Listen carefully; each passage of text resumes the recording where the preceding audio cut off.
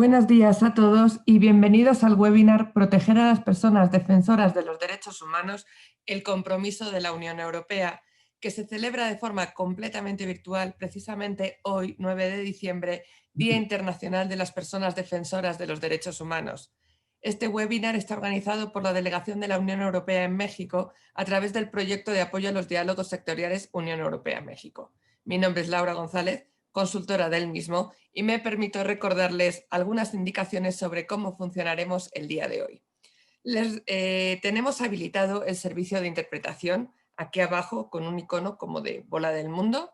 Pulsando sobre él podrán elegir el audio de su elección entre inglés y español o apagado para escuchar el idioma original. Es importante señalar que si se están conectando a través del navegador y no de la aplicación de Zoom, no tendrán esta opción disponible.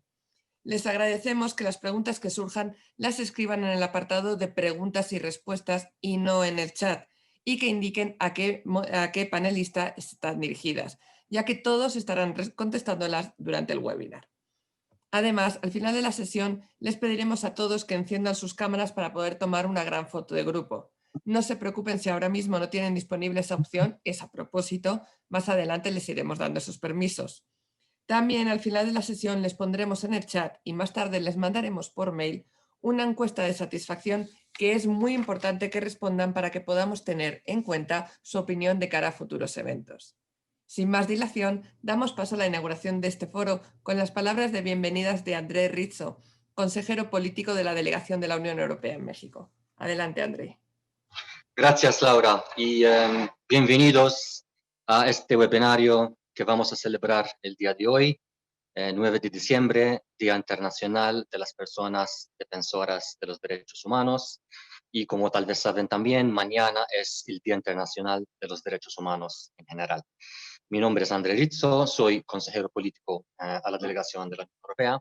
Y en nombre de la delegación y de los Estados miembros de la Unión Europea, quiero agradecer a todos los participantes que están con nosotros el día de hoy, y especialmente también a nuestra moderadora, la periodista feminista en CIMAC Noticia, Lucía Lagunes, que va a moderar esta sesión, y también los 5 personas defensoras de derechos humanos que tenemos como ponentes hoy. Este año decidimos de enfocarnos sobre el tema de personas defensoras de derechos humanos. ¿Por qué? Porque aumentan las amenazas en todo el mundo y, desafortunadamente, también en México. Pueden tomar muchas formas estos tipos de amenazas y ataques, acosos, intimidaciones, ataques físicos, digitales y desafortunadamente también asesinatos. Entonces queremos no solo destacar y reconocer la extraordinaria labor de aquellas personas que se encuentran en la primera línea de la promoción de los derechos humanos, desafiando la injusticia, la opresión y la violencia, sino también destacar los desafíos particulares que una mujer defensora, una periodista, un defensor de derecho de territorio, una indígena y un abogado enfrentan. Porque al final, tener conciencia de las particularidades de las personas defensoras nos ayuda a brindar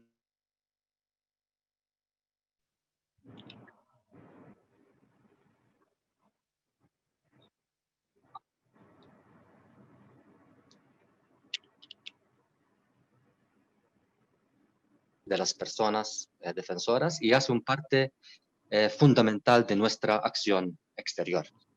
Tenemos un diálogo constante con las autoridades del gobierno, con la sociedad civil y otros socios internacionales como la ONU, para garantizar que puedan desempeñar su trabajo sin miedo. Pero nuestro trabajo también consiste en brindar un apoyo concreto a las personas defensoras cuando otras personas, otras organizaciones o hasta autoridades públicas tratan de silenciar los que luchan por la protección de los derechos humanos. Es un apoyo que brindamos para asegurar su seguridad integral. Quiero decir, su seguridad física, psicológica y también mental. Además, apoyamos desde el principio el mecanismo federal para la protección.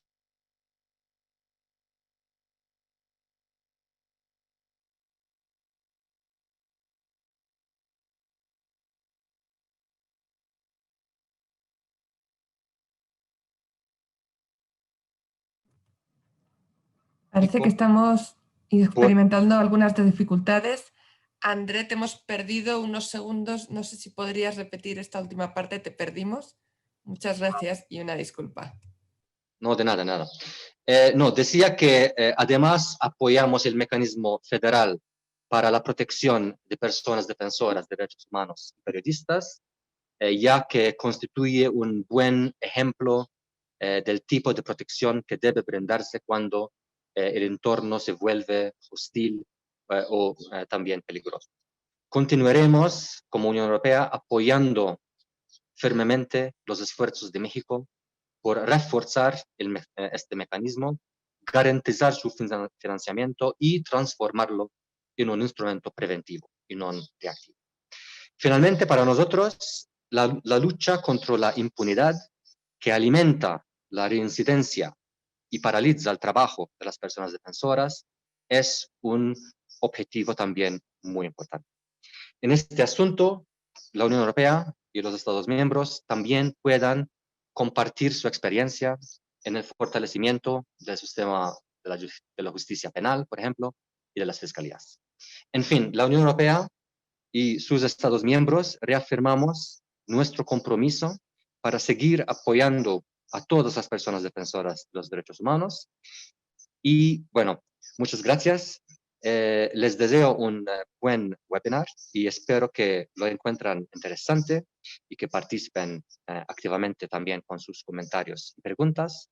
Y ahora dejo la palabra a Lucía Lagunes, periodista, que va a moderar la sesión de hoy. Muchas gracias. A ti, Lucía. Gracias, André, por estas palabras y muchísimas gracias a la Unión Europea por invitarme a moderar este panel que, sin lugar a dudas, tiene una gran relevancia, no solo por el día, sino por el país en el que nos encontramos en México y precisamente ¿quiénes son estas personas defensoras?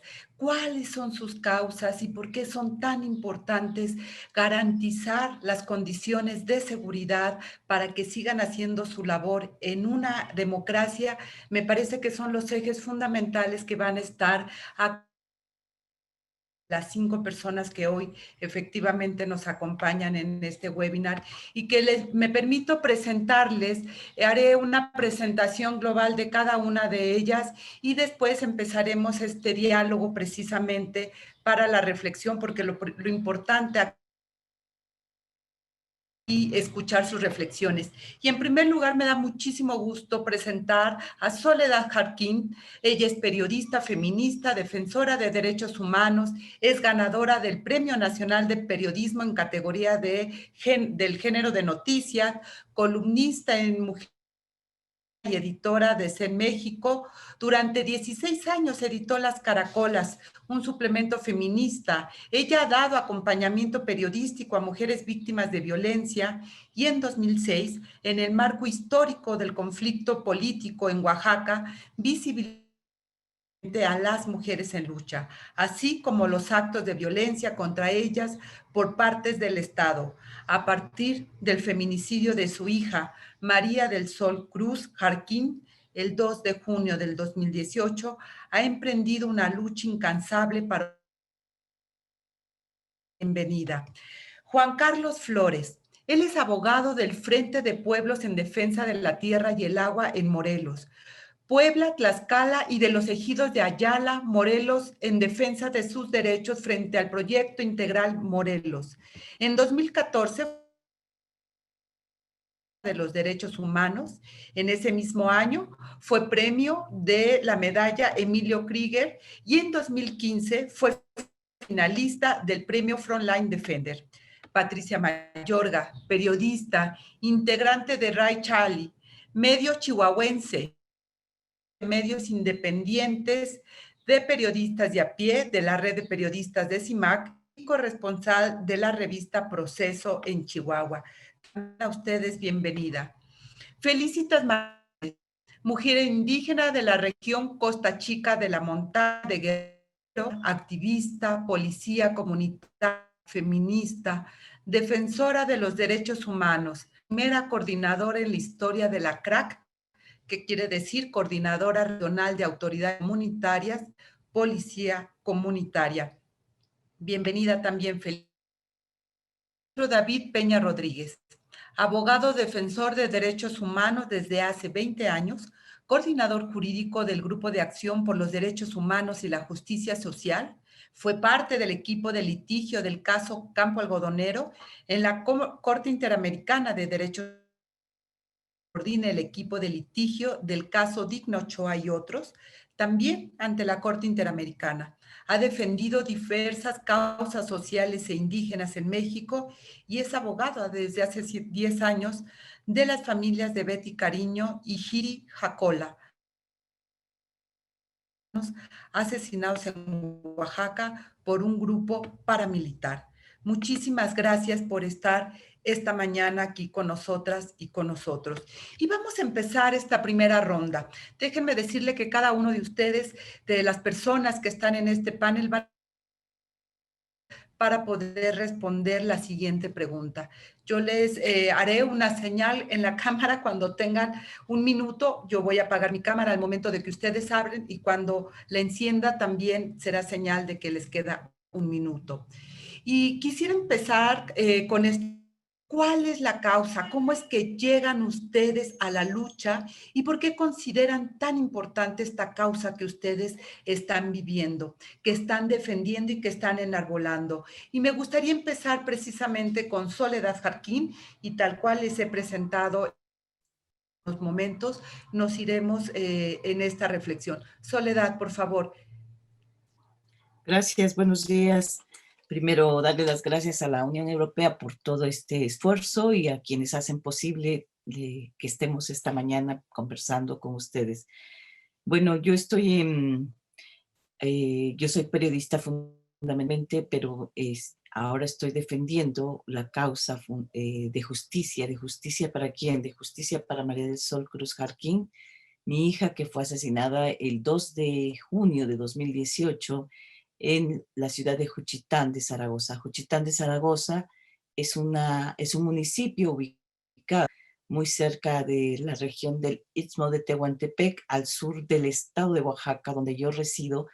Y bueno, ella estaba allá por un asunto indebido. Es decir, ella era jefa de una oficina de comunicación social en la Secretaría de Asuntos Indígenas del gobierno del estado. Ella era fotoperiodista, había estudiado para ser videoasta y fotógrafa en la ciudad de Guadalajara, Jalisco. Y bueno, de regreso en Oaxaca estuvo un buen tiempo trabajando en diversas áreas hasta que en enero de 2018 fue contratada por la Secretaría. Ella estaba muy contenta en la Secretaría, pero pronto se avecinaba un proceso electoral. Su jefe, entonces el titular de esa Secretaría, Francisco Montero López, es quien la envía a Juchitán para que apoye la campaña política de su hermano Ageo Montero López a la presidencia municipal de Juchitán de Zaragoza. Es decir, ella teniendo la oficina donde ella trabajaba a 20 minutos de la casa, se trasladó a un lugar a 5 horas de la ciudad de Oaxaca para hacer un trabajo que no podía hacer, que no debía hacer porque ella era una servidora pública y servir a una campaña política representa sin duda un delito electoral y ella así se lo hizo saber a su jefe. Pero el jefe dijo, o vas o te quedas sin empleo, y considerando que en México encontrar un empleo les ha sido muy difícil a las jóvenes, sobre todo a las y los jóvenes mexicanos. Entonces, por esa razón ella estaba en Juchitán de Zaragoza, estuvo más o menos un mes antes de los hechos. ella estuvo armando el programa, y bueno, ella iba caminando el 2 de junio, la madrugada del 2 de junio, cuando fue asesinada junto con la candidata, una de las candidatas o integrantes de la planilla, Pamela Terán Pineda, y el chofer de Pamela, Adelfo Jiménez Guerra. Lamentablemente hasta hoy no hemos tenido ningún acceso a la justicia. Muchas gracias, Soledad. Gracias por la explicación y por el tiempo también. Sin duda es muy importante ir conociendo a cada una de las personas defensoras y precisamente las causas por las cuales está en esta. Ahora a Juan Carlos Flores. Juan Carlos, ¿cuál es tu causa y por qué consideras que es tan importante la causa que estás enarbolando? Hola, buenos días. Pues nosotros formamos parte del Frente de Pueblos en defensa de la tierra y el agua, Morelos, Puebla, Tlaxcala, y nosotros realizamos una defensa del territorio contra el megaproyecto denominado Proyecto Integral Morelos, que pues es un proyecto energético que tiene un gasoducto que atraviesa por la zona de riesgo del volcán Popocatépetl, que es uno de los volcanes más activos del mundo, de los más peligrosos del país, ¿no? Para este gasoducto pretende alimentar una termoeléctrica que se instaló a la comunidad indígena, se instaló junto a la comunidad indígena de Huesca, en Morelos, y un acueducto, ¿no? Que pretende alimentar la termoeléctrica para así ya funcionar con estos elementos y generar energía eléctrica que no necesitamos en México como para estar pues ocupando el gas natural y el agua, ¿no? Que pertenece a los campesinos de Ayala, Morelos, que se ocupa para el riego de los cultivos. Ayala es la zona cuna del zapatismo en México, ¿no? Donde nació y murió Emiliano Zapata, y gracias a ello, bueno, pues a todos los ejidos de la zona se les dotó de tierras y de aguas, y ahora con este megaproyecto, ¿no? Se les pretende despojar de su agua para el funcionamiento de la termoeléctrica. Nosotros estamos en esta defensa del territorio, pues debido a que se pretende modificar la forma de vida de nuestras comunidades, de pues una forma de vida campesina con usos y costumbres, hacia una pues industrialización de toda la zona, de toda esta región por donde atraviesa el gasoducto, además de riesgo que implica el gasoducto, pues en la zona de peligro del volcán Popocatépetl, de la afectación que le causa a Huesca vivir a 300 metros de la termoeléctrica, que les hayan instalado la termoeléctrica a 300 metros de la comunidad, y pues también de la afectación que va a generar a todos los campesinos por llevarse su agua para el funcionamiento de la termoeléctrica. Son alrededor de 15,000 familias, ¿no? Las que viven de esta dotación de agua. Son 6,000 usuarios de Río Cuautla, de donde se quieren llevar el agua, ¿no? Además de toda la gente que emplean en ese sentido. Y bueno, pues el gobierno y las empresas dicen: nosotros llegamos a traer progreso, llegamos a traer desarrollo, pero también están discriminando el desarrollo que genera el campo, ¿no? Es un desarrollo agrícola muy importante en toda esta zona, y que entonces se pretende ver desplazado pues por el negocio de empresas transnacionales que quieren aprovechar estos megaproyectos para instalarse en la zona y explotar los recursos naturales. Muchísimas gracias, Juan Carlos, por también respetar los 3 minutos que tenemos precisamente. Y quisiera pasar ahora con Patricia Mayorga, también para pedirle, por favor, que nos pudiera compartir precisamente qué le inspira para luchar por el respeto a los derechos humanos, siendo periodista en Chihuahua y siendo periodista en este país. Si nos puedes compartir. Patricia, 3 minutos. Gracias, Lucía. Buenos días a todas y a todos. Bueno, en el caso en mi caso, y yo creo que muchas compañeras, compañeros, iniciamos en esto por elección de profesión, ¿no? No está así como tanto como por una conciencia de activismo, pero la misma actividad, bueno, a mí me fue llevando como a elegir cubrir violaciones de derechos humanos, medio ambiente, corrupción, etcétera, ¿no? Y bueno, es como llegué a formar parte de las redes de periodistas mujeres de CIMAC. Y cuando llega la violencia, que nos tocó acá muy duro al principio en Chihuahua y hasta ahora, yo creo que nuestra defensa por la libertad de expresión se hizo más consciente, ¿no? Porque ya tocó nuestras vidas, tocó a nuestros compañeros y nos vimos forzados a enfrentar situaciones muy dolorosas para defender justo al periodismo, ¿no? En un medio muy adverso. Y creo que a partir del asesinato de mi compañera amiga Miroslava Bridge en 2017, considero que esta defensa del periodismo, de la libertad de expresión, se vuelve mucho más intensa, ¿no? Porque ya no es solo una profesión, sino casi una misión, ¿no? En un país impune, pues, y con un alto índice de impunidad en las agresiones contra periodistas. Gracias, Lucía. Muchas gracias, Patricia, por tu exposición. Y le daría la palabra a Felicitas Martínez. Felicita, ¿cómo llegas a esta causa? ¿Cuál es tu inspiración? ¿Y por qué es tan importante precisamente la defensa que tú estás haciendo? ¿Felicitas? No te alcancé a escuchar lo último, se te fue tu voz. Preguntaba, ¿por qué es tan Otra importante? vez, ya no se oye.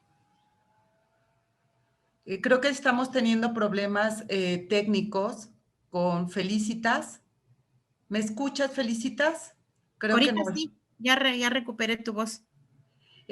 Hola, Felicitas, te preguntaba cuál es la importancia de la defensa que tú estás realizando, cuál es tu causa y cómo te inspiras precisamente para llegar a ella.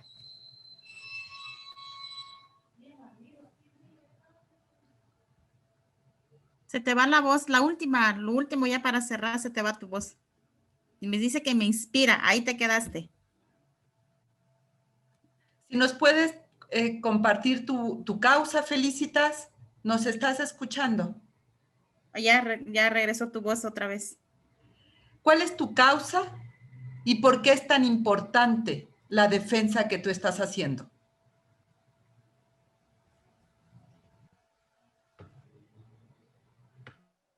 Ya, yo creo que ya regresaste. Bueno, no alcanzo a escuchar al último. Bueno, buenos días.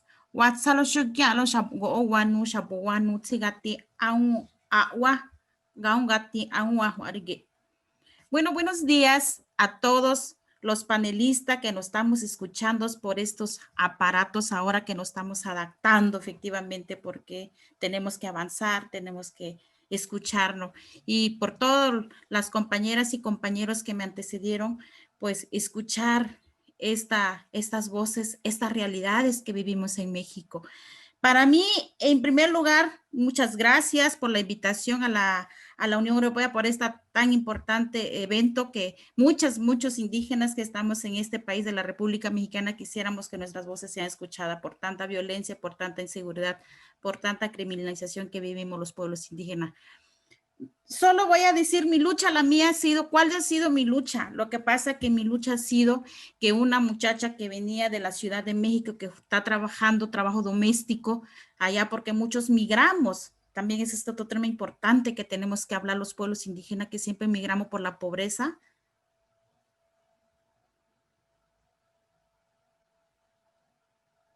¿Me escuchan? Sí, te escuchamos bien. Sí, te escuchamos.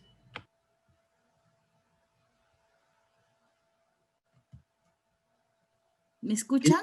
Sí, Felicitas, te escuchamos muy bien. Adelante. Por tanta migración que vivimos en el pueblo, no solamente mi pueblo en Guerrero, sino que muchas regiones de la montaña, de la costa, de varios territorios. Entonces nosotros, yo era estudiante de la universidad aquí en la ciudad de Chilpancingo y regreso a mi pueblo en la temporada de vacaciones. Entonces habían violado a una muchacha de mi pueblo, que ella regresaba a ver a sus padres al pueblo, y ya cuando llegamos al pueblo, el comisario informa de que ella había sido violada. Y como yo también era joven en ese entonces, yo era una estudiante, yo estaba estudiando en la Facultad de Derecho, y dije, ¿pero por qué pasó? Solo me quedé ahí porque los jóvenes no podían No podíamos asistir ante la autoridad porque el joven allá no se permite, solo los señores principales. Muchas gracias. Te queda un minuto, Felicitas. Entonces fue que nace mi causa. Entonces el proyecto del sistema comunitario ya estaba empezando a trabajar el tema de seguridad. Entonces yo dije, yo estoy estudiando Derecho, no es lo mismo estudiar Derecho que lo que se están organizando los pueblos, reuniones, analizando cómo era la justicia con los ancestros, con nuestros antepasados, cómo rescatábamos eso, lo bueno que tenían nuestros ancestros para poder trabajar este proyecto integral. Y se fueron reuniendo, cada pueblo hacía, el Tunzabi y en la zona mixteca que tenía que ser su reunión, cómo era la impartición de justicia y seguridad, cómo era la impartición de justicia para los pueblos Mepa y los pueblos Tlapaneco, y cómo era de la zona náhuatl o de la zona mestiza que no hablaba, pero ahí estaban, vinieron a radicar, perdieron su lengua, pero venían de los pueblos indígenas. Fue que se hizo un gran análisis de la discusión para crear ese proyecto que ahora cumplió 25 años. Muchísimas gracias, Felicitas, por esta explicación tan importante, sin lugar a dudas, de cómo cómo llegaste tú a ser defensora. Y ahora le daremos la palabra precisamente a David Peña. David, ¿cómo logras, cómo llegas, cuál es tu trayectoria precisamente para llegar a la defensa de los derechos humanos y por qué es tan importante la defensa que tú estás realizando? ¿Cuál es tu causa? Gracias, Lucía. Desde luego agradecer la invitación a la Unión Europea, a todas y a todos los que están aquí acompañándonos. Bueno, pues justo me parece, creo que me tocó al final precisamente porque varias de las causas que han expuesto mis compañeras y compañeros son las que me inspiraron a mí hace prácticamente ya 20 años a iniciar en el trabajo de defensa de los derechos humanos. Precisamente mi primer eje de trabajo fue con pueblos y comunidades indígenas en el impacto post-zapatista, con toda esta revolución que generó el movimiento zapatista en los años 90, pues me inspiró a mí para acercarme primero a la protesta, primero al activismo social. Y yo ya tenía una vocación de formación legal, ya sabía que quería estudiar Derecho, formarme como abogado, pero bueno, de ahí a que asumiera o a que me vinculara con las causas de derechos humanos, fue precisamente en ese momento el movimiento zapatista, por ahí de los años 97, 98, que me inspiró, digamos, a acercarme a todo este movimiento de defensa de pueblos y comunidades indígenas. Y ya en el año 2001, otro de los movimientos justo que también me atrajo y me llamó para formar parte de estas filas de defensores y defensoras de derechos humanos fue precisamente el movimiento de mujeres víctimas de feminicidio en Ciudad Juárez. En ese momento no estaba todavía reconocido ni clasificado ni a nivel internacional. Se estaba levantando la voz, se estaba generando un movimiento muy importante en Ciudad Juárez y pues ahí también me sumé como parte de la defensa de varios casos en ese momento, acompañando algunas organizaciones. Me formé también en el trabajo en defensa de los derechos humanos de las mujeres con perspectiva de género. Y bueno, desde ahí tuve la oportunidad de participar, como ya decía, en varios casos a nivel nacional e internacional. Digamos que esas dos fueron las dos principales vertientes de mi trabajo, el trabajo con comunidades, pueblos y comunidades indígenas y el trabajo en la defensa de niñas y mujeres a lo largo de estos años. Y bueno, ¿por qué es importante o por qué considero que es importante el trabajo, la labor que hago, que hacemos como organización? Eso es importante, no lo hago a nivel individual. Yo soy defensor de derechos humanos desde hace muchos años, pero siempre he trabajado en equipos, siempre formo parte de equipos para poder hacer mi trabajo.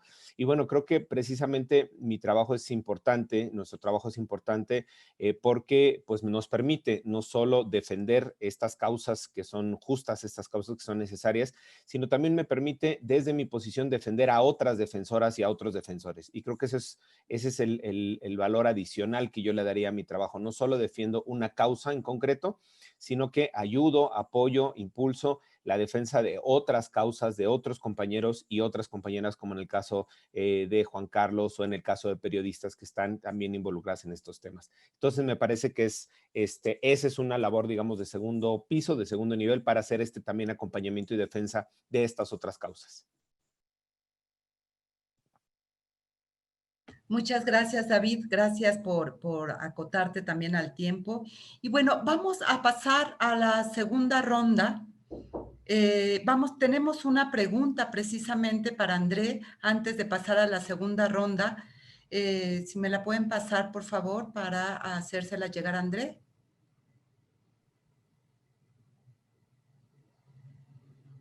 Está en el chat, Listo, de hecho. En el chat, Andrés, listo. pues ahí está. La acabo de poner en el chat, Lucía. Muchas gracias. La leeré simplemente. Dice la delegación europea se pronuncia públicamente en casos de amenazas o muertes de periodistas. Últimamente no hemos visto pronunciamientos respecto a la situación grave que viven las personas defensoras en México.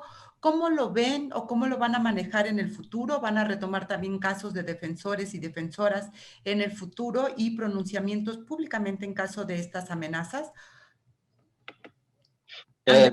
Bueno, la verdad es que últimamente hemos sacado declaraciones cuando hubo asesinatos de periodistas y activistas. Es posible que había tal vez en las noticias asesinatos de periodistas que no sacamos una declaración solo porque a veces no es siempre...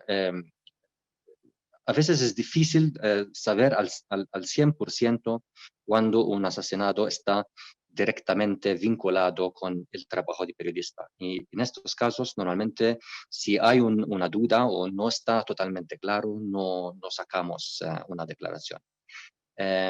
Cuando hay solamente amenazas o cosas menos graves que asesinatos, es verdad que la Unión Europea no saca una declaración por cada amenaza o acoso que pasa, ¿no? a una defensa.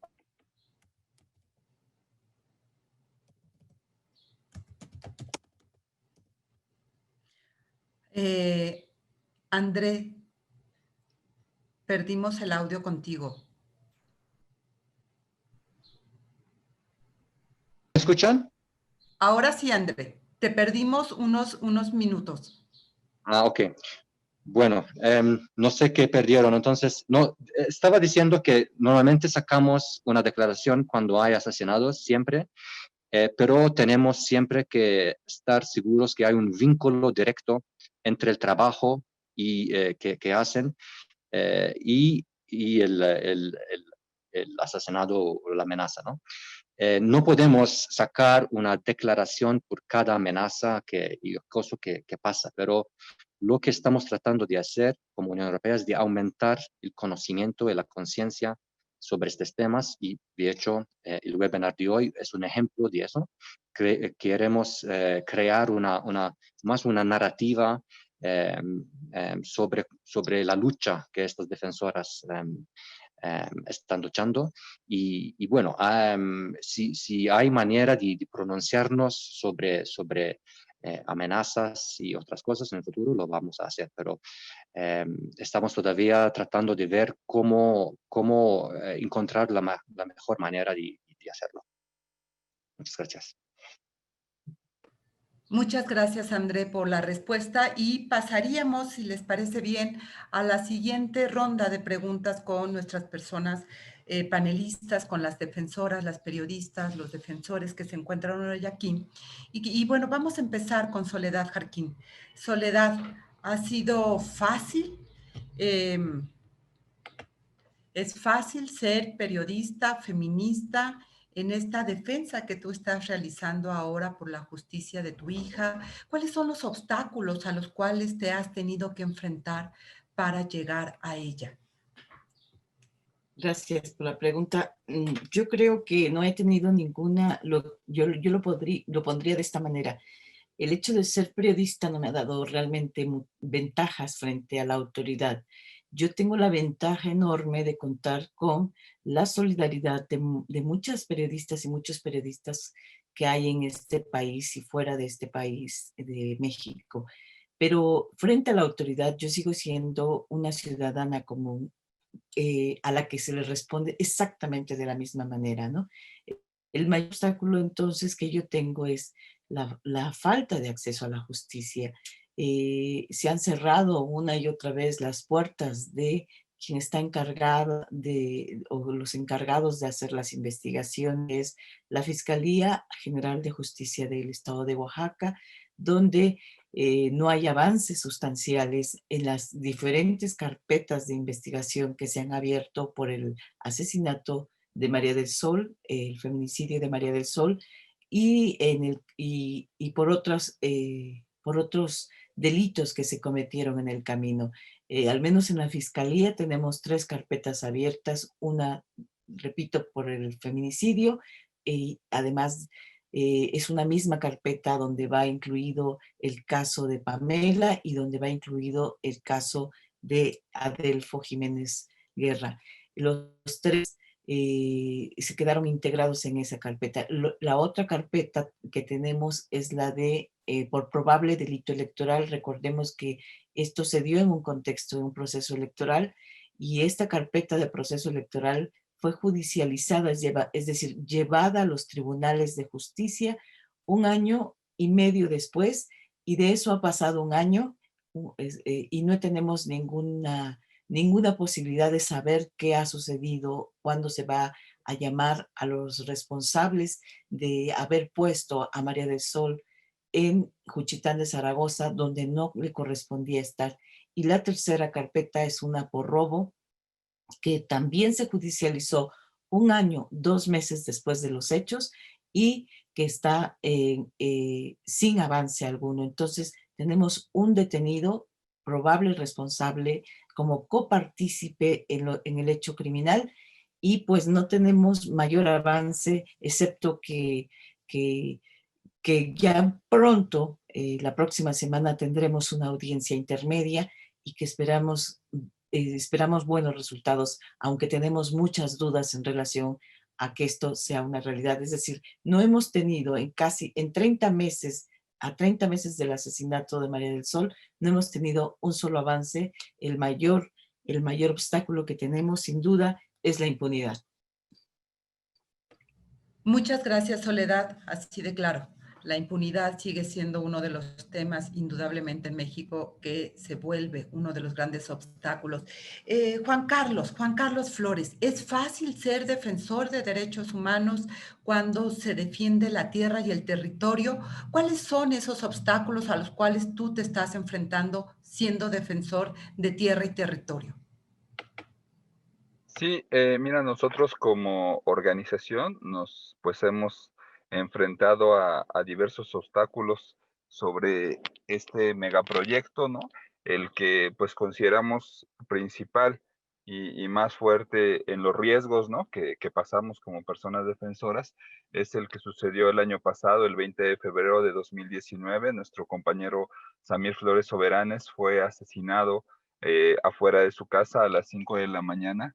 Esto en un contexto donde el presidente de México, Andrés Manuel López Obrador, 10 días antes anunció la realización de una consulta ilegal, que no era una consulta indígena ni tampoco es una consulta apegada al derecho mexicano, sobre el funcionamiento de la termoeléctrica en Huesca y en general del proyecto integral Morelos. Y nosotros, al señalarle al presidente de la República, porque no hay medios como para poder interactuar con las autoridades de alto nivel que están impulsando estos megaproyectos, ¿no? Pero pues nosotros al querer que nos escucharan, pues nos llamó ultrarradicales de izquierda, que para él no somos más que conservadores. Generó todo un discurso de odio en una situación que estaba muy tensa dentro de las comunidades por el proyecto integral Morelos, y justamente en este contexto, 10 días después, asesinan a nuestro compañero Samir. 3 días después se realiza esta consulta, pues llena de tensión, ¿no? Y es importante señalar que las consultas que se ven en donde existen megaproyectos, más que ejercicios que garanticen el derecho a la autodeterminación de los pueblos, se están volviendo acciones de riesgo para las mismas comunidades, ¿no? Y eso es muy importante señalarlo. No se está cumpliendo con estas consultas al derecho a la autodeterminación de los pueblos, sino por el contrario, se vulnera más su tejido social, ¿no? Del mismo modo, pues hemos sido presa varios compañeros de la organización de criminalización, ¿no? De judicialización. Yo estuve preso durante 10 meses con delitos inventados, tuve otros 3 procesos penales, y también el compañero Miguel López Vega en este año 2020 estuvo preso 4 días justamente por delitos inventados, y seguimos teniendo compañeros perseguidos judicialmente, como otro compañero, Alejandro Torres Chocolat.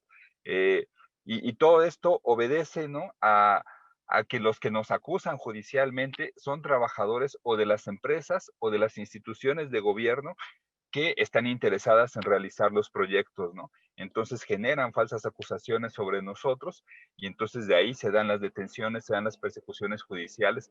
Pero no solo eso, ¿no? También nos hemos visto envueltos en el cierre ilegal de radios comunitarias.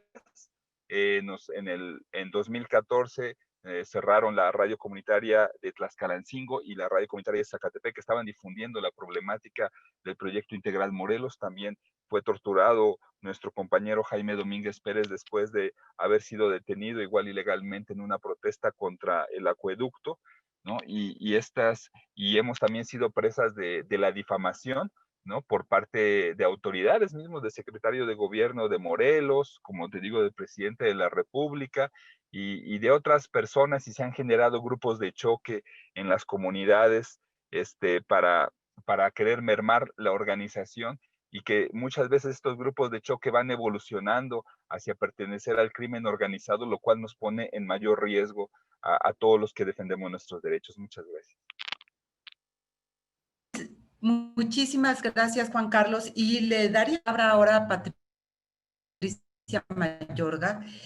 Patricia, como periodista, como reportera en esta entidad del norte de México, Chihuahua, colindante con Estados Unidos, ¿cuáles son las dificultades a las que te enfrentas siendo periodista y de derechos humanos? ¿Cuáles son los obstáculos a los cuales te estás enfrentando? Y sería, digamos, ejemplos de estas campañas o de estos obstáculos que tú enfrentas al momento de hacer tu periodismo, un periodismo, yo diría, con causa de derechos humanos. Bueno, primero como entender la lógica del periodismo. Yo siempre, como cuando he analizado el periodismo y el activismo, ¿no? Yo siempre digo que nosotros ejercemos un poco más desde la individualidad, ¿no? Porque a la hora incluso de redactar tu nota, que eliges tu ángulo, tu enfoque, que eliges qué escribir, o sea, pues lo haces desde tu individualidad, ¿no?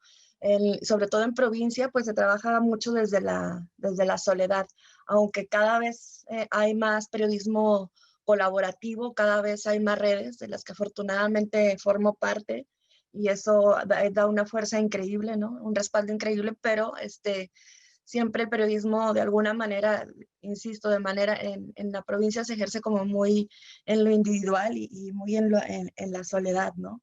Eso por un lado, que hay que aprender justo a extender las redes para fortalecerse. Otro obstáculo que es muy palpable en el país, pues son los medios, pues se puede decir tradicionales, que han normalizado o privilegiado la publicidad oficial, y que también se ha convertido en un arma en contra del periodismo, ¿no?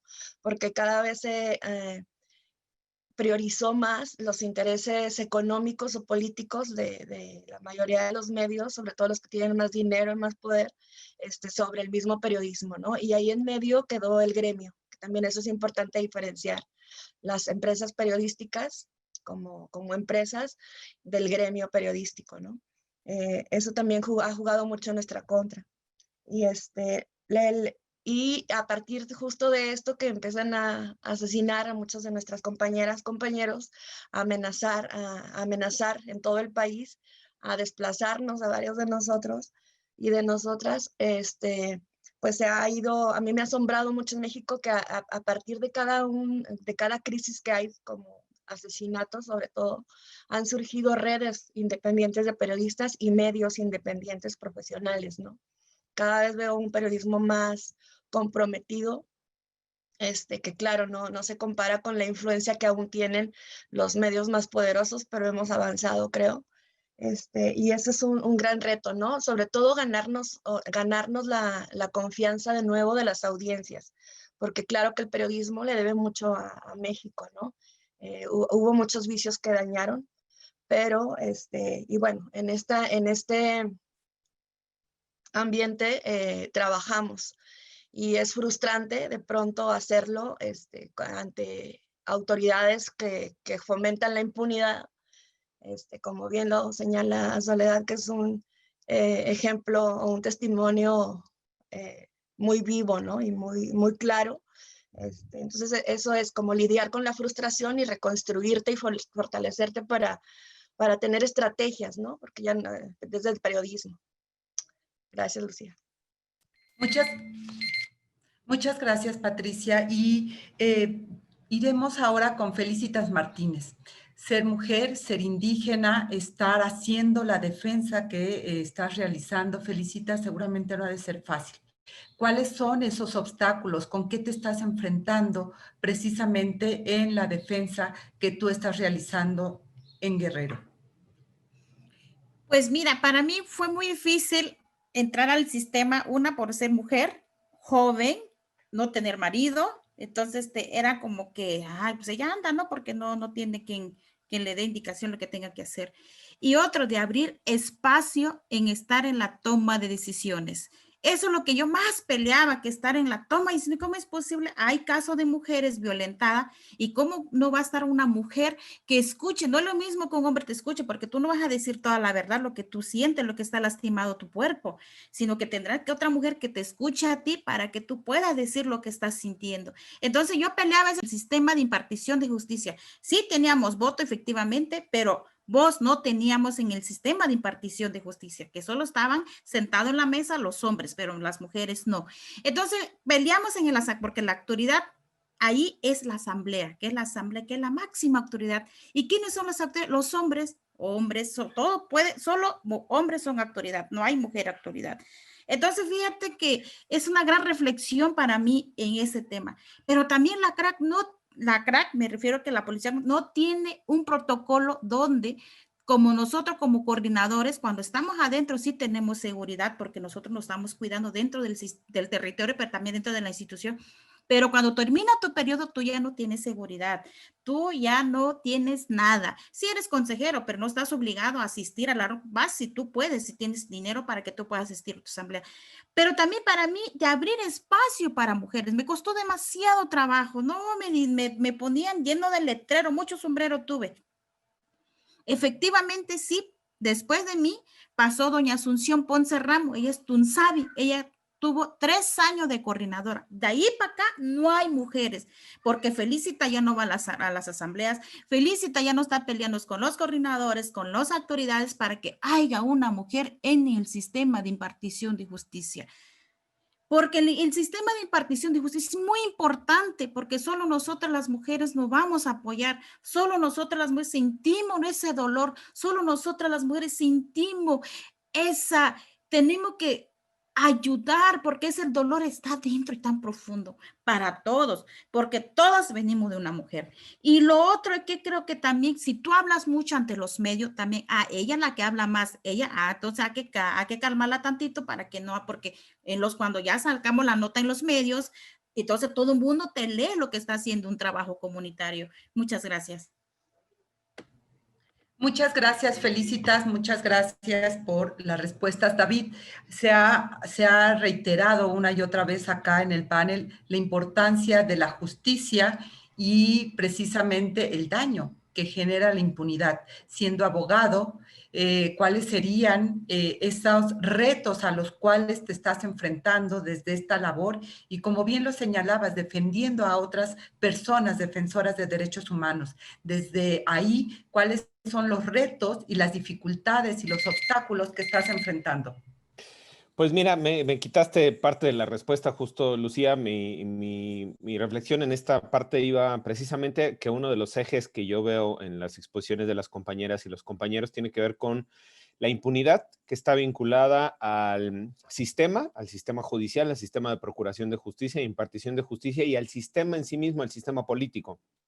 Yo me podría decir que mi principal obstáculo ha sido precisamente enfrentar al sistema, como desde las herramientas del propio derecho, desde las herramientas, digamos, formalmente que están establecidas en la ley y en la Constitución, utilizar estas herramientas que en muchos de los casos son limitadas, están elaboradas precisamente para proteger a quienes hacen las propias leyes, a quienes hacen pues todos estos abusos de poder y las violaciones a los derechos humanos, cómo utilizar el propio sistema en contra del sistema mismo y para pues hacer el trabajo de defensa de derechos humanos y de protección de quienes defienden los derechos humanos. Yo creo que el tema de impunidad tiene que ver, es un factor fundamental, ya lo decía Andrea al principio, cómo romper este eslabón de impunidad.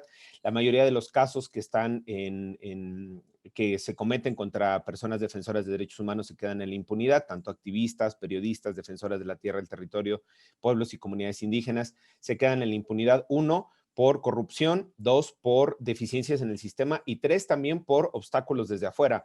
En el caso de Juan Carlos nos tocó llevar la defensa de cuando estuvo él encarcelado y bueno, nos tocó enfrentar acusaciones del Estado falsas, pero además todo el aparato del Estado para encarcelarlo. En el caso de Samir también ahora llevamos la defensa, el acompañamiento de la familia para el caso, para llevar el caso a la justicia y bueno, enfrentamos también las resistencias del propio Estado. Entonces, uno de los temas complejos, yo diría, para poder avanzar en esta dinámica de la defensa de los derechos humanos es cómo lograr fortalecer, sí, el sistema de procuración e impartición de justicia, introducir mecanismos que permitan tener mayor capacidad a las organizaciones de la sociedad civil, a las defensoras y defensores en este trabajo. Y una de las preguntas, sí, y una de las preguntas que se hacen en el chat es precisamente cómo se puede apoyar el trabajo. Me parece que el principal aliciente o el principal incentivo para que se sigan cometiendo estas agresiones contra personas defensoras es la impunidad. Hay que romper ese eslabón de impunidad, hay que invertir en la procuración e impartición de justicia desde este lado para poder evitar que estos casos se sigan repitiendo. Muchísimas gracias, David. Ya hay algunas preguntas que quisiéramos ir compartiendo con ustedes. Soledad, precisamente te preguntan y preguntan para las compañeras reporteras, me gustaría preguntarle cuál es el papel que juegan los youtuberos como alternativa para información que puede parecer informal, pero finalmente tienen un papel de llamado de masas. ¿Qué dirías al respecto, Soledad Jarquín? Yo creo que todo en esta tarea de transmitir información, de dar información de lo que está sucediendo, todo suma, Lucía. Las redes sociales han sido fundamentales en el trabajo que nosotras hemos hecho desde Oaxaca, donde yo he contado con el apoyo de amigas abogadas para llevar el caso y sobre todo y también de Consorcio para el Diálogo Parlamentario y la Equidad Oaxaca, de mi propia fuente de trabajos en México y muchas compañeras. Entonces todo suma, sobre todo en estos tiempos en que no puedes salir a la calle, en que todo lo haces desde la virtualidad. Yo creo que juegan un papel muy importante todas las redes sociales y quienes están. Lo que pedimos a veces es que nos preguntan bien, ¿no? Que nos pregunten sobre lo que estamos haciendo. Eso es muy importante para mí, que nos pregunten. Muchísimas gracias, Soledad. Gracias. Y en general, para las y los panelistas hay una pregunta. ¿Qué amenazas, qué represiones están viviendo cada una de ustedes precisamente en esta labor que están haciendo, en esta tarea de defensa que están haciendo, ya sea desde el periodismo, ya sea desde la defensa directa de los derechos humanos? Me gustaría darle la palabra a Patricia Mayorga y después a Soledad Jarquín también, por supuesto, en esta pregunta concreta. Las amenazas y represiones que están viviendo por la defensa que están haciendo. Patricia Mayorga. Bueno, yo creo que aquí es importante entender que se trata de un sistema, ¿no? Se trata de un sistema el que nos amenaza y es generalizado, ¿no? Aunque ha habido compañeros, compañeras que han sido secuestrados, secuestradas, amenazados con armas de fuego, ¿no? En mi caso, por ejemplo, me ha tocado, pues sí, estar en medio de fuego cruzado, o con retenes ilegales, ¿no? Sobre todo en la Tarahumara, en la Sierra Tarahumara, pero no, afortunadamente no me ha tocado vivir una situación como muchos compañeros que han vivido, sobre todo en Tamaulipas o en Guerrero y en otros estados, ¿no? Pero sí me gustaría como que se entienda que la principal amenaza es el sistema. Por ejemplo, en el caso de Miroslava Bridge, el homicidio, hay un detenido, ¿no? Ahorita, y con ese detenido, las autoridades estatales y federales pues se han defendido de que ya el caso avanzado y hay justicia, pero no, o sea, se trata de un caso claro de narcopolítica que ahorita ya no es un tabú en el Estado, ahora ya se habla a costa de la muerte, de la vida de muchas de nuestras compañeras y compañeros, ¿no? Y en mi caso, o sea, no, después del homicidio de Miroslava, no es que yo haya tenido una pistola todo el tiempo en la cabeza o que haya recibido amenazas fuertes, ¿no? Pero lo que me detiene a seguir mi vida normal en Chihuahua es el sistema que continúa intacto. O sea, los delincuentes que cometieron este homicidio están en el mismo lugar y con el mismo poder. Los políticos que participaron están en sus mismos cargos o cambiaron de cargos, pero ejercen el mismo poder, ¿no? Entonces sí me gustaría como que se entendiera que nuestra principal amenaza es el sistema, del partido que sea. Gracias, Lucía. Muchísimas gracias, Patricia. Soledad, ¿cuáles son esas amenazas, estas situaciones que estás enfrentando por la defensa, por el acceso a la justicia para tu hija María del Sol? Sí, qué buena pregunta, Lucía, porque efectivamente yo creo que el mayor problema que estoy enfrentando y estamos enfrentando quienes me rodean en esta tarea, incluso mis otras hijas, es que estamos denunciando al poder. Yo decía que mi hija fue puesta en un municipio donde no debería de estar. ¿Por quién fue puesta? Por un exfuncionario del gobierno del Estado. Y los mismos que hoy permanecen en impunidad total. La falta de investigación en el hecho criminal, no sabemos de dónde vino esta agresión tan artera y tan tremenda, en la que se usaron armas de altísimo poder, etcétera. Y entonces hemos denunciado al PRI, hemos denunciado al gobernador del estado, Alejandro Murat, hemos denunciado al ex gobernador de Oaxaca, José Murat, hemos denunciado al poder religioso de la región del Istmo, que representa el papá de los Montero López, quien junto con sus dos hijos acumulan poder económico además y acumulan además o pretenden acumular poder político. Y todo esto es un gran velo, una gran protección para ellos desde el propio gobierno. Y bueno, al principio yo recibí amenazas de muerte. El pasado 2 de junio, junto con Consorcio, se hizo una campaña virtual. El resultado fue que a los 15 días les pusieron en la puerta de las oficinas de Consorcio un cartelón con una amenaza de muerte y una cabeza de un animal. Y bueno, no había una actividad más cercana que la que habíamos hecho para denunciar esto. Y así sucesivamente, cada vez que yo abro la boca, digo, estamos elevando el tono, porque también hemos denunciado la ineficiencia de las policías investigadoras, es decir, del fiscal general de justicia de Oaxaca, Rubén Vasconcelos Méndez. Y bueno, los hemos puesto en la luz pública, los hemos desnudado y eso nos eleva mucho el riesgo para mí, para mis hijas, para el consorcio, para mis amigas abogadas que me están acompañando y que no me dejan en ningún momento. Muchísimas gracias, Soledad. David, ¿cuáles son precisamente estas dificultades que se están enfrentando? En tu caso, ¿qué tipo de amenazas, porque pareciera que estando dentro del sistema y solamente digo así, entrecomillado, defendiendo, no tendría por qué haber ningún riesgo. Pero ¿cuáles son los tuyos en concreto? No, bueno, igual, además, sumarme al tema de enfrentar al propio sistema, hemos sido, bueno, las oficinas de la organización han sido allanadas. Hace 4 años, 5 años, ya no recuerdo, nos infectaron con el software Pegasus. Se hizo una investigación por la Universidad de Toronto y se detectó que mi compañera Carla Michelle Sala, que es la presidenta de la organización, y yo habíamos sido infectados por este software. En ese momento había 31 personas que estaban infectadas, digamos, como sujeto de interés del gobierno mexicano.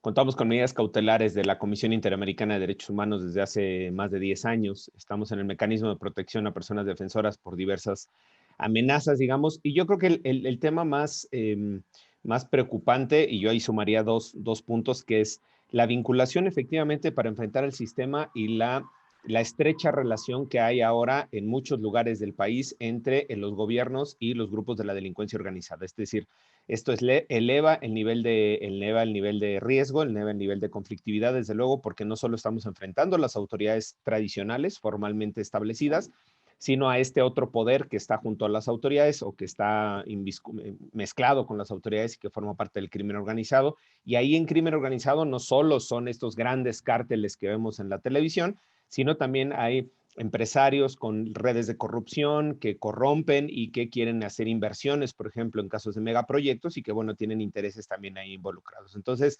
el riesgo también se eleva y uno de los riesgos que hemos enfrentado, digamos, más recientemente es cómo cuidarte, sí, de las autoridades, pero también cómo cuidarte de que lo que tú estás haciendo, el trabajo que estás haciendo, afecta a intereses de grupos, de grupos delictivos, de grupos ilegales, y eso también te puede generar una reacción adversa, una reacción contraria. Entonces, a mí me parece igual importante el tema generalmente, y eso es un llamado igual a la gente de la Unión Europea, generalmente se hacen muchas campañas, por ejemplo, para visibilizar el trabajo de personas defensoras de derechos humanos. El trabajo es importante, pero no se fortalece el litigio, no se fortalece la estructura de defensa, no se fortalecen los mecanismos de trabajo precisamente para evitar, para combatir estos factores de impunidad, y creo que ese sigue siendo un tema pendiente.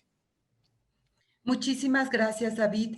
Pasaría rápidamente con Felicitas Martínez. ¿Cuáles son precisamente estos obstáculos, estas amenazas que estás viviendo en el contexto de la defensa, siendo una mujer indígena, joven, como ya lo planteaste? ¿A qué te estás enfrentando en concreto?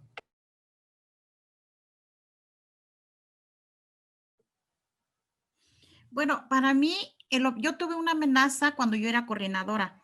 Lo que yo tuve que yo no salí, yo me quedé ahí porque dije, yo no podía dejar a mis compañeros solo, porque además si me tenía que quedar en la raya con mis compañeras, porque tarde o temprano tenía que regresar al pueblo. Lo que yo hice, porque yo tenía una amenaza con mi hija, entonces mi niña tenía ni 2 años, pero sabían que yo tenía un hijo, una hija. Entonces, yo lo que hice, porque no hay un protocolo que tú te guíes, ¿sabes qué? Tienes que hacer eso. Yo hablé con una amiga, ¿sabes qué? Lo que tienes que hacer es sacar tu hija. Yo tuve que sacar a mi hija de ahí con mi hermana para que ella no estuviera allá en el pueblo, lo tuve que sacar. Y fue muy difícil para mí porque mi niña me decía, ¿por qué me tienes encerrada una niña de 2 años? Yo no veo el sol, yo no veo la luna, porque también me dijeron que yo no podía salir con ella. Entonces ahí te das cuenta de que dices, oye, pero tus compañeros, como la vida normal, le dices, no, pues tú no tengas miedo, no pasa nada, aquí andamos juntos, aquí andamos armados, ¿no? Entonces, pero yo estaba angustiada, lloraba porque yo, mía, ¿qué estarán? ¿Qué comen? ¿No comen? Porque me decían que yo no los podía ver porque a mí me estaban vigilando, yo no me podía acercar, tardamos como 1 año, es muy, te tormenta eso, te tortura, entonces, y yo sigo igual con eso, oye, no salga de noche, entonces como que eso te marca. Y yo creo que eso lo vivimos, pero solo nosotros sabemos cómo vamos a trabajar eso. Creo que eso es muy complejo. Yo creo que la coordinadora tiene que tener un protocolo de seguridad, cómo tenemos que trabajar ese proceso. Y es muy difícil más para nosotros porque y tú dices, ¿cómo le hacemos aquí? ¿Quién te dice? ¿Quién te ayuda? ¿Y con quién compartes esa angustia, ese dolor que tú sientes adentro con nadie? Porque tú tienes miedo que si le dices uno, pues ya el otro ya se entera, pues ya tú tienes miedo que ya tal vez el enemigo que te anda buscando ya te va a encontrar. Y bueno, esa fue mi amenaza mía, y entonces yo le bajé la guardia, ya no seguía hablando, entonces ya me quedaba más callada, como que el silencio.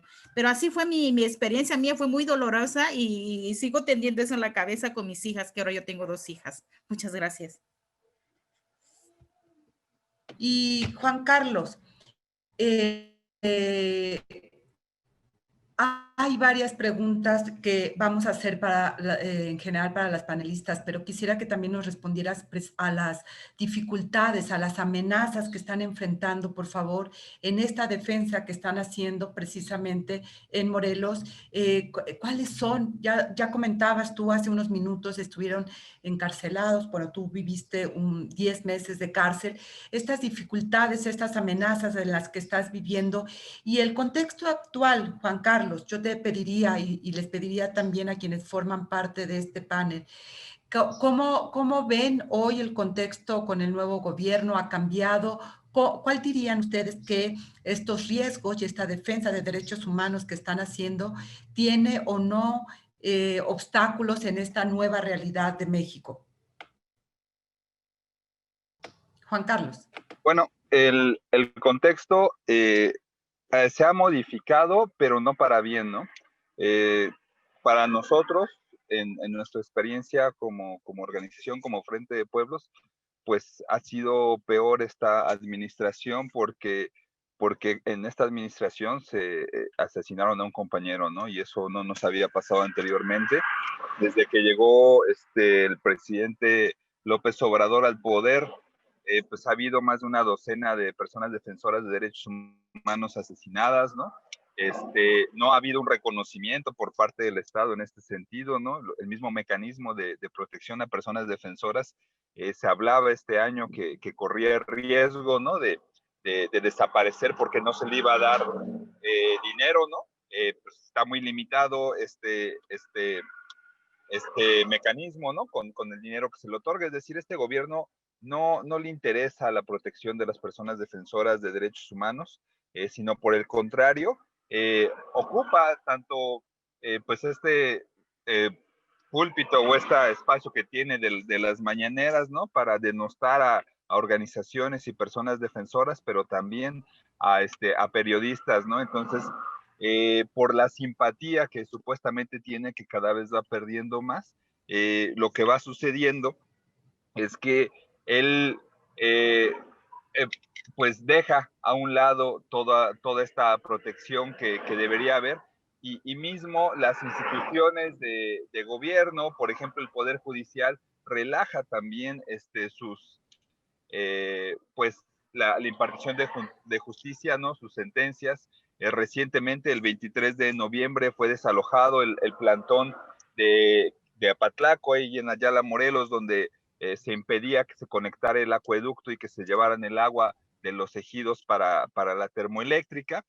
Y llegó con la Guardia Nacional, ¿no? Y llegó en un contexto donde existen más de 10 suspensiones de amparo, ¿no? Es decir, donde jueces federales dijeron que no se podía iniciar el proyecto integral Morelos porque vulneraba los derechos de los pueblos, y esta suspensión en lo que dura el amparo, y este presidente las violó. Y bueno, pues por último, mencionar que también un gran impedimento, pues es también por parte, es una tarea, con todo respeto, de la Unión Europea, ¿no? De regular a las empresas, a las inversiones que vienen a México a realizar estos proyectos, ¿no? Porque pues hay fondos, ¿no? De públicos de España, ¿no? Hay empresas de España, de Italia, de Francia, que son las principalmente interesadas en el proyecto integral Morelos, y que con todo este capital, pues es el problema que a nosotros nos genera por la corrupción del Estado, porque meten estos grupos que dice David pues de choque o de crimen organizado, y es también muy importante que en la Unión Europea vea esta regulación sobre las empresas y temas de derechos humanos. Gracias. Muchas gracias, Juan Carlos. Soledad Jarquín, ¿cuál es el contexto actual? ¿Cuál es tu lectura de estos momentos que estamos viviendo en México en relación a la defensa que tú estás realizando, y precisamente con este nuevo cambio, bueno, que ya no es tan nuevo, lleva 2 años de gobierno, en el contexto actual del país? ¿Cuál es tu lectura? Yo veo difíciles las condiciones todavía, considerando que la relación entre el presidente y el gobernador de Oaxaca, Alejandro Murat, y el presidente Andrés Manuel López Obrador son muy estrechas, de verdad. Se dan palmadas uno al otro, se quieren mucho, se habla incluso de que hay un entendimiento más allá de que uno pertenece a un partido y el otro al ex partido en el poder. Entonces, yo ahí tengo mis temores. Sin embargo, yo recientemente me tocó cumplir una encomienda que nos hizo el favor de pedir el Observatorio Ciudadano Nacional contra el Feminicidio, y entonces de llevar una carta que se había firmado virtualmente, habían firmado 18,000 personas, mujeres sobre todo, y entonces fui a la mañanera, ahí como dicen, este púlpito, y bueno, me dijeron, tú entrega la carta y después dices lo que quieras. Entonces yo entregué la carta y después dije lo que estaba sucediendo en Oaxaca, de la falta de justicia, de acceso a la justicia para mi hija. Y bueno, el resultado es que ahorita estamos haciendo mesas de trabajo con la gente de CONAVIN y estamos tratando de buscar alternativas para el acceso a la justicia. Yo lo que digo es, cuando tú has perdido a un ser tan querido y tan amado, buscas todas las puertas, tocas todas las puertas y abres ventanas de esperanza. Lo único que yo espero es que esa ventana de esperanza no se nos regrese tan pronto, no nos den un portazo pronto y que sí sea. Tenemos que creer en algo en este país, es lo que pienso, y tenemos que poner y apostar a la lucha que hacemos todos los días quienes estamos defendiendo esta causa y la causa de muchas otras mujeres que están en la misma condición en la que estoy yo en este momento. Y bueno, y también llevar estos temas a todos los ámbitos y no perder la esperanza. Ojalá este sentimiento a mí me dure por largo rato y ojalá que encontremos las respuestas como mexicanos y mexicanas. Muchas gracias, Soledad. David Peña, ¿cuál es tu lectura de estos momentos, de esta coyuntura, de este momento histórico en el que estamos viviendo en México en relación a la defensa de derechos humanos, en relación precisamente a la protección y seguridad de las personas defensoras de derechos humanos y periodistas? Mira, yo colocaría en dos niveles. El primero es que se siguen manteniendo muchos de estos pactos que coloca Soledad Jarquín, estos pactos de impunidad, estos acuerdos de impunidad o de protección. En el caso particular de nuestra compañera Betty Cariño y de Yuri Yácola, que fueron asesinados hace 10 años en una emboscada en San Juan Copala, pues hemos enfrentado, y decía yo, todas estas adversidades del sistema. Logramos detener a 7 personas. 3 de ellas ya están libres precisamente por las facilidades que ha dado el Estado de Oaxaca también, los exgobernadores y el actual gobernador, particularmente el actual gobernador. Y pues ahí hay una clara colusión entre el actual gobernador y diputados de Morena, de Oaxaca, que están ligados al grupo paramilitar al que estamos acusando, y pues bueno, eso nos ha impedido continuar con el ejercicio de la defensa, y ahora pues estamos elevando ya el caso a instancias internacionales precisamente porque no hay un mecanismo de acceso a la justicia en lo local. Es decir, este caso, que es un caso emblemático de hace 10 años, un ciudadano finlandés asesinado, pues tenemos que acudir a las instancias internacionales precisamente porque estos pactos de impunidad o estos acuerdos de impunidad que se mantienen en el actual gobierno, con el actual gobierno y actores del pasado y actores políticos del presente, nos ha impedido avanzar en el acceso a la justicia. Ese es uno. Y el segundo, me parece que es un tema igualmente grave que desde mi perspectiva el gobierno actual está desmantelando mecanismos e instituciones que habíamos construido desde sociedad civil desde hace 20 o 30 años, mecanismos, por ejemplo, como el propio mecanismo de protección, financiamiento para organizaciones de la sociedad civil, acompañamiento para refugios en casos de mujeres víctimas de violencia. Es decir, estos mecanismos institucionales que se habían ganado, que se habían conseguido, se están desmantelando. Parece que vamos en un sentido regresivo. Y lo último, un ejemplo de ello es una iniciativa que se está discutiendo ahora en el Senado de la República para quitarle autonomía a la Fiscalía General, para quitarle Fiscalía General de la República, es el órgano persecutor a nivel nacional, el Ministerio de Persecución Penal a nivel federal, para quitarle autonomía, para quitarle facultades de investigación en casos de feminicidios y en casos de personas desaparecidas y en casos de personas defensoras y defensores de derechos humanos. Me parece que es otro de los grandes riesgos que estamos enfrentando en este nuevo escenario político, con un discurso diferente, pero en la práctica vamos, desde mi perspectiva, en un claro retroceso en los avances que se habían obtenido durante muchos años en materia de derechos humanos.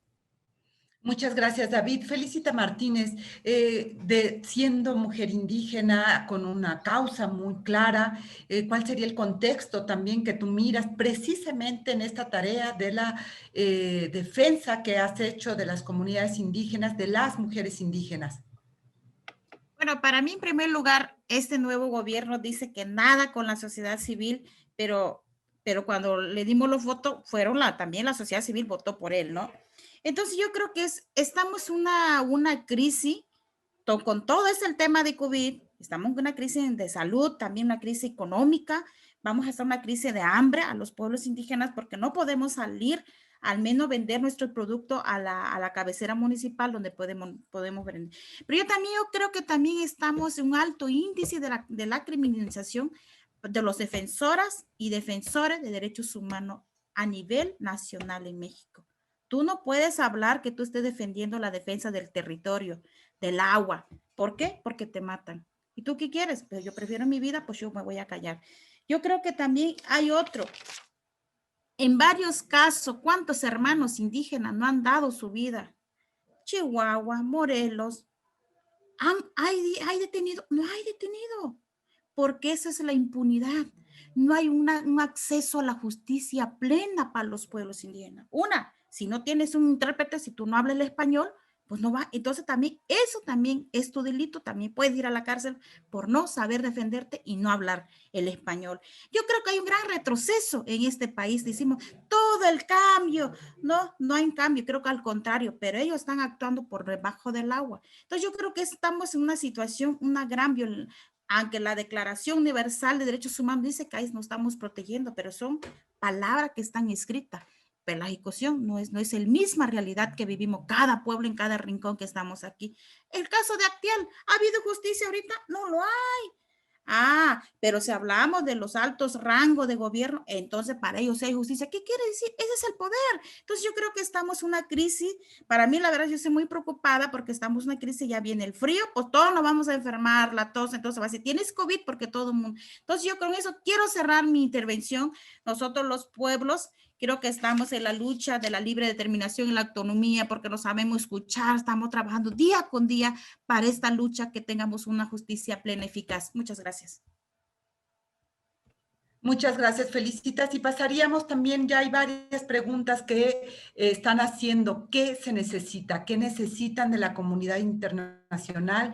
¿Qué necesitan de las redes solidarias internacionales precisamente para revertir esta situación de vulnerabilidad, de riesgo que están enfrentando periodistas y personas defensoras? Patricia Mayorga, ¿cuál sería tu mensaje a la comunidad internacional? ¿Qué se necesita hacer para precisamente garantizar espacios libres y de violencia y que las y los defensores, las y los periodistas puedan efectivamente hacer su trabajo sin tener ningún riesgo? Bueno, yo creo que aquí yo destacaría el gran trabajo que se ha hecho con periodistas de México y otros países, en varios casos, ¿no? Bueno, uno es el proyecto Miroslava, que se hizo una investigación, la primera parte con varias organizaciones internacionales y de acá locales de Chihuahua y del país, ¿no? Recientemente se está haciendo una de Regina Martínez, también con varios medios internacionales y, bueno, la revista en la que ella trabajaba, Proceso, y otros medios nacionales, ¿no? La misma Soledad Jarquín, que está haciendo que tiene muy clara la exigencia y su propia investigación periodística judicial, ¿no?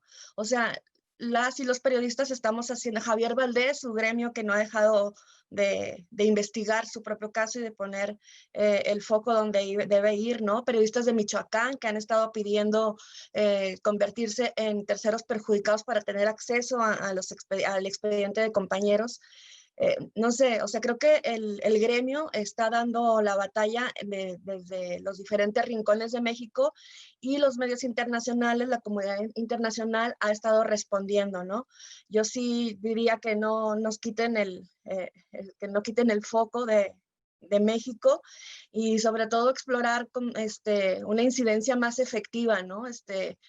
No puede ser que el gobierno de México no le debe, o sea, y de todos los estados del país, que no les dé vergüenza que se haya avanzado más desde lo periodístico, ¿no? Que una mamá como Soledad, con todo el dolor, que nos llama a tener esperanza, ¿no? Que es un mensaje muy fuerte y muy lindo, que no les dé tantita vergüenza para acabar con esta impunidad, ¿no? O sea, la impunidad es el gran cáncer que tenemos encima, no solo a los periodistas y las periodistas, o sea, sino a todos a quienes cubrimos.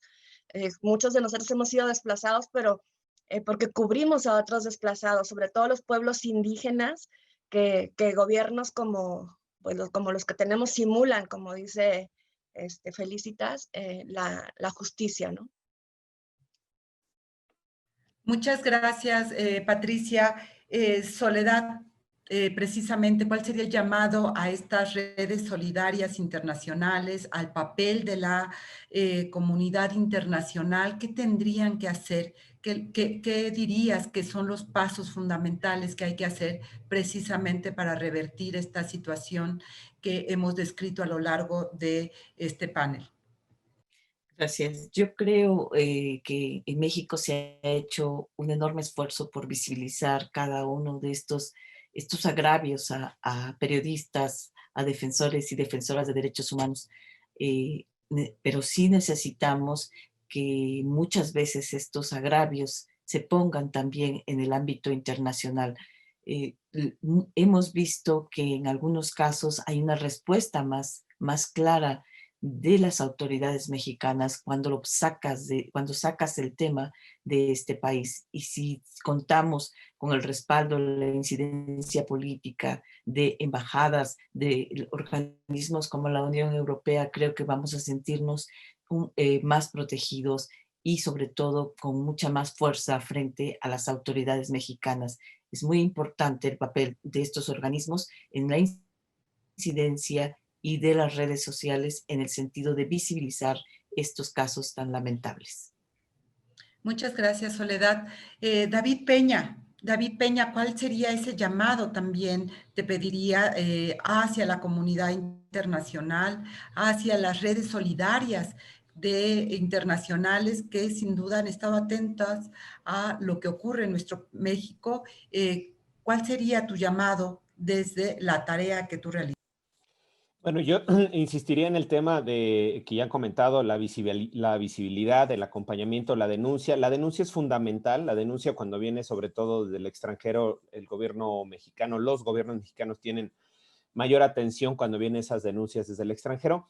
Pero otro de los temas que igual ahí yo insistiría es en el tema de cómo se fortalece el trabajo directo con las organizaciones para romper estos esquemas de impunidad. En el caso que yo les decía, en el caso de Betty Cariño y de Yuri Yacola, detuvimos a las personas a pesar de todo lo adverso del Estado y que se oponían a que los detuviéramos por estos pactos de impunidad y salieron libres porque no tenemos en México un mecanismo de protección para los testigos, para las personas que participan en el proceso penal, que son testigos o que son víctimas. Tenemos leyes, tenemos mecanismos creados para la protección, pero simplemente no se implementan. Y entonces esos mecanismos que existen en las leyes, se conocen a nivel internacional, se hablan a nivel internacional como grandes logros, pero no se logran concretar. Entonces, ese es uno de los temas que yo insisto, me parecería, obviamente por mi formación y profesión de abogado, defensor de derechos humanos, el tema de la institucionalidad, de fortalecimiento, no la institucionalidad, no fortalecer el trabajo hacia los gobiernos, sino fortalecer el trabajo de las organizaciones, del trabajo en territorio, para que se impulsen estas reformas a nivel institucional, se utilicen estos mecanismos y se logre romper estos esquemas de impunidad. A mí me parece, y con eso concluiría, el gran factor que tenemos aquí son estos factores de impunidad, que sigue habiendo estas redes de corrupción y de protección entre esferas políticas. Y bueno, como se afectan intereses económicos e intereses políticos con la defensa de los derechos humanos, se convierte en un riesgo y se convierte en una afrenta que tenemos que pues estar luchando diariamente en el trabajo. Entonces yo creo que la denuncia, el acompañamiento y el fortalecimiento para romper estos esquemas de impunidad. Muchas gracias, David. Juan Carlos, un mensaje final precisamente en relación a la comunidad internacional y al papel que tendrían que jugar en el marco de esta defensa de derechos humanos y de las personas defensoras de derechos humanos y periodistas. Sí, coincido mucho con lo que dicen mis compañeras y mis compañeros, en el sentido de que es muy importante pues la visibilización, ¿no? Las comunicaciones por parte de la comunidad internacional cuando una persona defensora de derechos humanos pues está en riesgo o ha sufrido alguna agresión, amenaza o incluso los asesinatos, ¿no? Los encarcelamientos. Me parece que esto sigue siendo fundamental, que se dé esta comunicación con el Estado, pero también reitero esta situación de generar las leyes, las obligaciones, los protocolos para que las inversiones extranjeras que lleguen al país, bueno, pues sean completamente reguladas, ¿no? Desde los mismos países donde llegan, así como también de los países a donde son destinadas, ¿no? Es muy importante esta situación, ¿no? Porque estamos empezando a vivir momentos donde inversiones extranjeras de empresas transnacionales o incluso fondos públicos, como lo es en el caso del gasoducto Morelos, el que nosotros pues nos está afectando, ¿no? Y que tiene pues el Fondo para la Internacionalización de la Empresa Española, ¿no? De España. Todas estas inversiones a veces se vuelven más grandes que los mismos presupuestos de los estados, entonces las empresas transnacionales, estas grandes inversiones, ¿no? Empiezan a tener más poder que los mismos estados, ¿no? Y entonces es necesario que acotemos ese poder, que se regule ese poder por parte de las empresas, y en eso definitivamente es una tarea de la comunidad internacional. Muchas gracias. Un mensaje final, Felicita Martínez, haciendo precisamente desde tu ser mujer indígena hacia la comunidad internacional, hacia este acompañamiento que ya han señalado diversas personas que forman parte del panel, para cerrar precisamente con ello.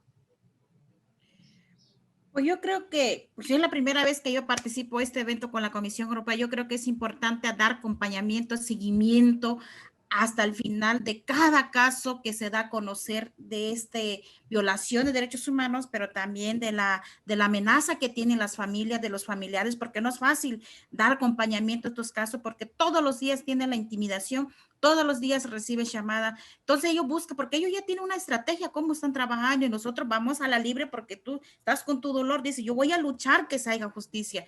Yo creo que es importante que la comisión apoye y dé seguimiento, porque no nada más, oye, yo te apoyo moralmente, no, porque también la familia tiene dolor y tiene necesidades como comer y también sobrevivir de esta lucha, porque muchas de las veces madres que están luchando por una justicia y de tanta justicia dejan su trabajo. Entonces, ¿de qué van a sobrevivir? Y las familias quedan ahí. Entonces, muchas de las veces ya no hacemos lo caso a los hijos porque tú quieres una justicia digna en este país. Yo creo que debemos de dar continuación y seguir una lucha conjunta con todos los hermanos que están luchando por la defensa del territorio, por la libre determinación, que vivimos día con día luchando. No dejamos de luchar, día y noche estamos luchando para que no nos roben nuestro territorio, que tantos años hemos cuidado, que nuestros ancestros ahí están luchando día con el tema de espiritualidad. Con eso dejo decir que no nos dejen solos, sino que demos este acompañamiento, no nos dejen que ya nos mataron, ahora sí, a la lucha de la defensa. Yo creo que ahora queremos que nos defienda. Muchas gracias. Muchas gracias, Felicitas, y agradezco nuevamente a la Unión Europea por haberme invitado a moderar este panel el día de hoy, y le paso precisamente para el cierre de este webinar a Laura y a las personas de la Unión Europea. Muchísimas gracias. Hasta luego. Muchísimas gracias. Les recomiendo que ya pueden encontrar en el chat las encuestas de satisfacción, que para nosotros es muy importante que contesten respecto a este webinar. También quiero aprovechar este momento para pedirles a todos nuestros panelistas si pueden prender la cámara a la vez para tomarles una pequeña foto de grupo antes de pasar a las palabras de clausura. Yo voy a apagar mi cámara, pero sí les pido que todos ustedes y la moderadora, por favor, prendan la cámara para poderles tomar esta gran foto de grupo. Juan Carlos, por favor, faltarías tú.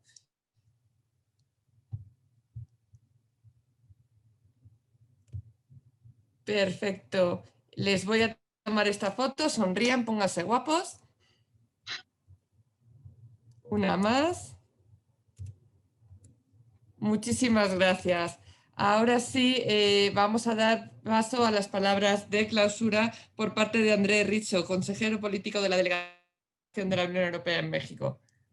Sí, gracias, gracias Laura. Y bueno, quería primero de todo agradecer a Lucía, quien moderó la sesión de hoy, y también a todos los 5 ponentes, los 5 personas defensoras que han articulado muy bien desafíos diferentes y particulares que están enfrentando tienen en común que son luchadores y defensoras de derechos humanos, pero como han visto, dependiendo de la causa por la cual están luchando, hay amenazas, hay obstáculos diferentes que son importantes también para nosotros conocer mejor, también para mejorar la protección que podemos tal vez brindar a estas personas y también mejorar las políticas públicas, cómo funciona el mecanismo, por ejemplo, federal, y etcétera, etcétera. Entonces, creo que fue un debate muy interesante. Quiero también agradecer a todos la audiencia que participaron, que escucharon, que hicieron comentarios y preguntas. Y nada más quería agradecer otra vez a todos y reiterar el compromiso de la Unión Europea en apoyar el trabajo que las personas defensoras de derechos humanos están haciendo aquí en México, pero no solo, en todo el mundo. De hecho, tenemos, como he dicho al principio, el apoyo a las personas defensoras. Para nosotros hace parte de nuestra política exterior de la Unión Europea, porque el defensa de los derechos humanos para nosotros es un elemento muy importante en cualquier democracia. Entonces, espero que le ha gustado el webinar y bueno, esperamos tener otras ocasiones, tal vez, de ir en más profundidad, más que estos 90 minutos de hoy. Y les deseo un buen día y espero de verles muy pronto. Muchas gracias a todos. Muchísimas gracias, André. Ahora avisarles, vamos a empezar a otorgar permisos para que puedan encender sus cámaras, también nuestros asistentes, el público, para tomar una gran foto de grupo de constancia y recuerdo de este webinar. Entonces, les pido por favor que según vayan recibiendo la autorización, vayan prendiendo sus cámaras, solo la cámara, por favor los micrófonos no, si no va a ser una cacofonía de sonidos enormes, pero que según vayan viendo que se les autoriza, por favor nos apoyen encendiendo sus cámaras para esta gran foto de grupo. Muchísimas gracias. Mientras, insisto, les recuerdo, ya pueden encontrar en nuestro chat esta encuesta de satisfacción, que es realmente importante para nosotros, que contesten para que podamos tener en cuenta su opinión de cara a futuros eventos. También recordarles que pueden seguir a la Delegación de la Unión Europea en México en Facebook y en Twitter como Unión Europea en México, UE en México, para enterarse de futuros eventos. Muchísimas gracias, veo que ya están prendiendo las cámaras. No se preocupen, yo les avisaré cuando vayamos a tomar la foto para que se pongan guapos y sonrían. Ahora pueden estar relajados, no va a ser foto sorpresa, lo prometo, todos tranquilos. Y les pido un poquito de paciencia porque se tarda unos minutitos en conseguir autorizar todas las cámaras, ¿no? Entonces les agradezco su paciencia. Mientras les recuerdo, pueden ir contestando la encuesta. En 2 minutos está contestada, no es muy larga. Muchas gracias. También, Laura, es importante mencionar que este webinar fue grabado y lo vamos a subir en el sitio web de la Delegación de la Unión Europea. Así que si tienen compañeros que lo han perdido o no pudieron asistir, lo pueden ver, lo pueden encontrar en el sitio web de la Delegación de la Unión Europea en México. Muchas gracias. Correcto. Veo cada vez más cámaras, les pido un poquito de paciencia. Ya casi. De acuerdo, pues vamos a empezar a tomar las fotos. Ahora sí les pido que se pongan guapos, que miren la cámara, que sonrían. Yo les aviso cuando terminemos de tomarlas, tomamos unas cuantas, así que hasta que yo les diga, pónganse guapos. ¿Sí? Comenzamos a tomar las fotos ahora. Gracias.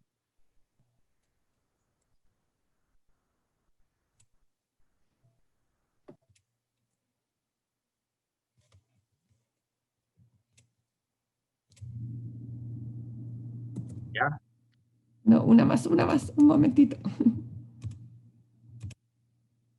Muy bien. Perfecto, muy bien. Muchísimas gracias Ahora sí, ya damos por terminado este webinar del día de hoy. Les agradecemos a todos que nos hayan podido acompañar. Les agradecemos sus preguntas. Hemos leído todas las que hemos podido, las que no las hemos tratado de condensar para que diera tiempo a leerlas todas, pero seguimos a su disposición. Queremos agradecer especialmente a nuestros panelistas y a nuestra moderadora por su participación el día de hoy. Creemos que ha sido muy enriquecedor, muy interesante. Y les esperamos en futuros webinars. Gracias a todos. Saludos. Gracias. Bye.